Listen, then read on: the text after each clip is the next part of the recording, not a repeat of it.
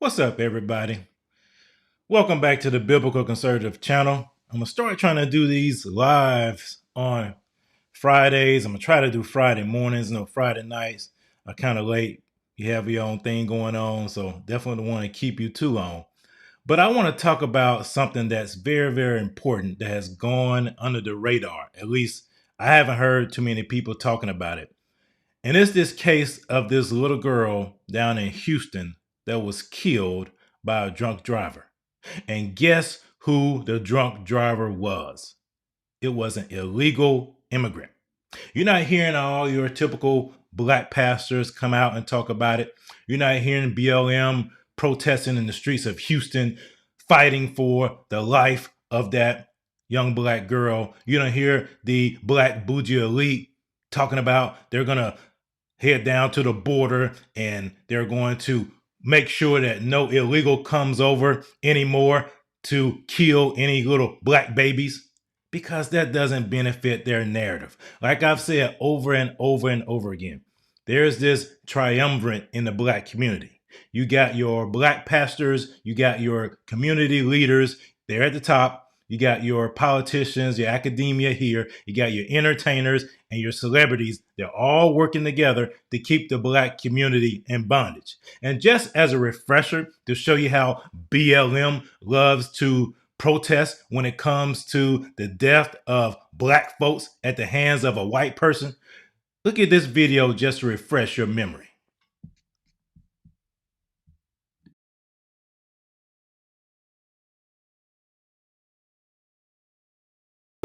Just like everybody else has vigilantes, we need some black vigilantes. That's right. People want to jump up and choke us and kill us for being loud. How about we do the same when they attempt to oppress us? Right. I'm tired. Tired.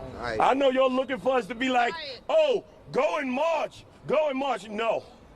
This weekend, I want you to hold a community event everywhere from the Bronx to Houston to Seattle to Florida. Black people hold community events and talk about what you need.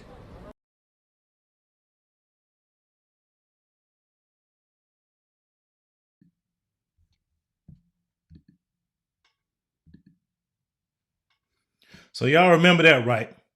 That was Hawk Newsom, the leader of BLM in New York City, talking about having community events after Daniel Penny was found not guilty for killing Jordan Neely. Notice that he mentioned Houston, Texas. Well, this story about this little girl is actually from Houston, Texas. Take a listen.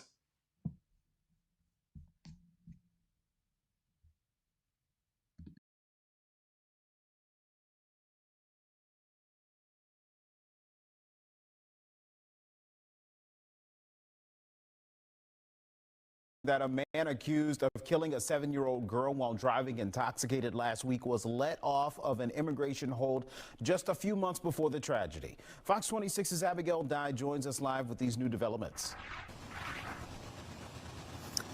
Sherman, the suspect is a non-U.S. citizen, we're told, a Venezuelan national. And with his criminal history here in Harris County, the big question is, should he have been out of custody when this tragedy happened? Should he have even been in the U.S.? The death of 7-year-old Ivory Smith made headlines fast. He's taking her away from us. We wasn't ready. She's 7. On December 1st, the second grader was killed in a crash that sent her mom, the driver, to the hospital for nearly a week. Investigators saying Joel Enrique Gonzalez Chacin is to blame for running a red light while intoxicated. If he wasn't out drinking and driving, she would be with us right now and we wouldn't be at court. We told you how Chacin was put on an immigration hold. Yes, so currently the bond amount is at $150,000. The reason that is he has an ICE hit, so if he is to make that bond, he has to deal with the immigration side as well. That is not likely to be made. And now we've learned this isn't the first time he's been on an ICE hold. Records show earlier this year he was arrested for assaulting a family member. And he was taken into custody in June. There was immediately an ICE hold placed on him. I mean, he couldn't bond out. The felony was dropped to a misdemeanor, and he was sentenced to 113 days in jail. And the reason it was 113 days because that was the time he had already served. So basically, he just pled guilty and walked out the door because the ICE hold was lifted the day he pled guilty. I reached out to ICE Houston to ask why that initial hold was lifted. They told me that Jacin is a Venezuelan national and some information on his current hold, but didn't disclose anything on the June hold due to privacy regulations. Or why was that hold lifted when he discharged his sentence?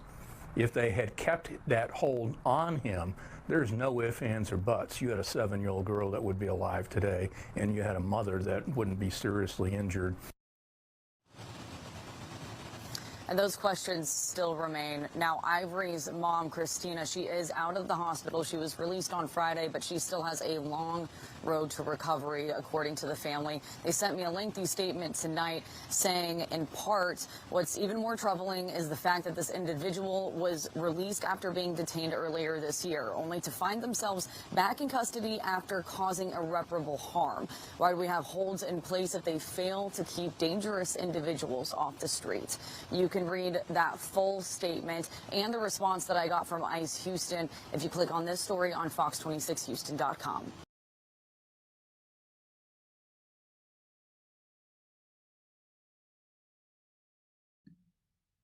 So you see that.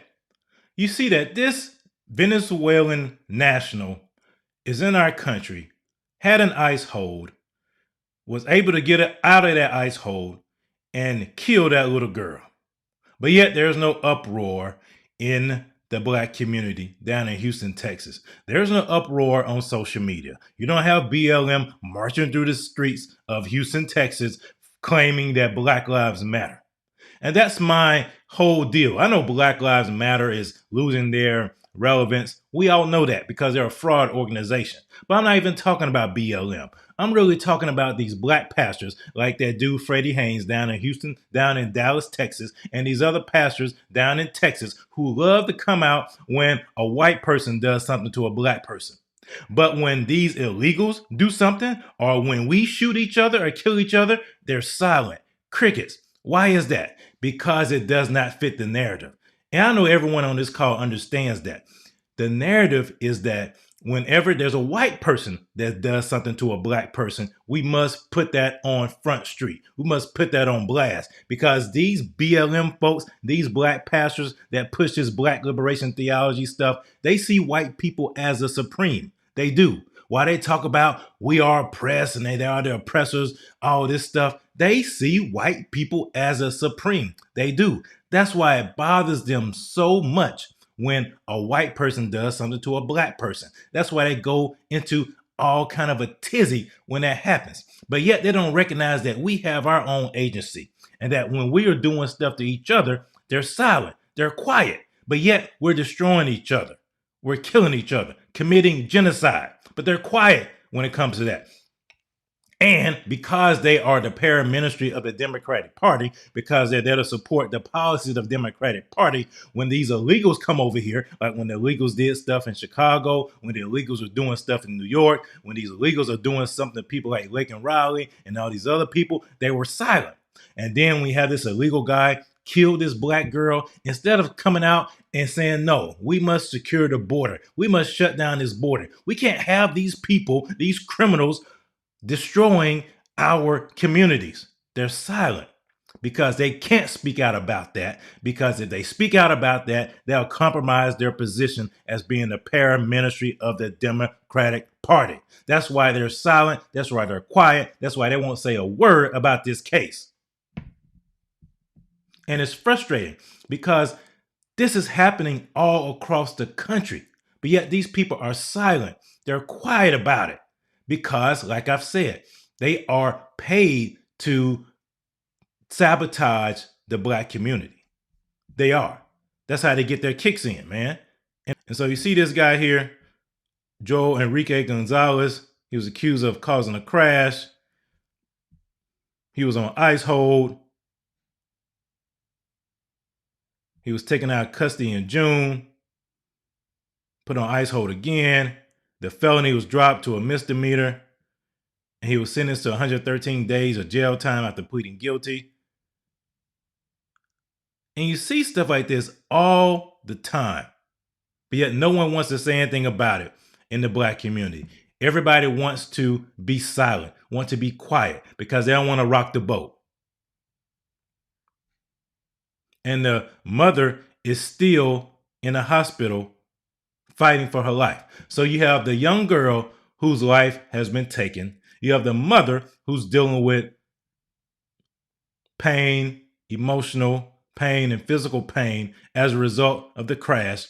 And then you have the other family members who are dealing with the emotional trauma of this. You see what happens when you allow your border to be overrun, when you open up the borders to everybody, when you become a globalist society, you no longer have agency.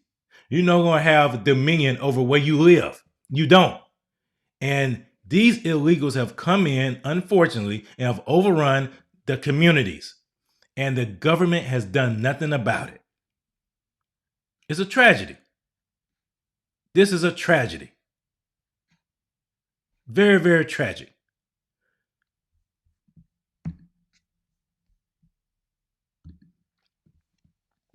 But yet again, you want to hear a word from BLM, from the black pastors, from the black bougie elite, because they get off on you being in bondage. They get off on you being agitated. And I'm not sure if you heard this part or not, but I'll put it in the description.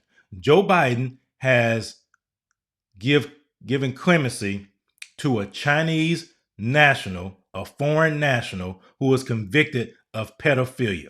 He was convicted of looking at child pornography. Joe Biden just gave that person clemency.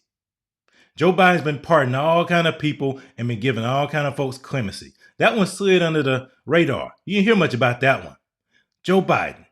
That's why I call the Democratic Party the party of deviants, because they support all kind of deviant behavior that is outside the norm. They do. And it's sad, but it's the fact of the matter.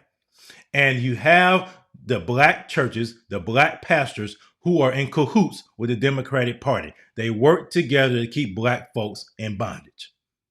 So I just want to share this quick story about this young lady. I know not too many people have talked about it. Please share this with your friends. And please, please, please make sure that we stand up for truth, stand up for righteousness, because we're not victims. We are empowered for greatness.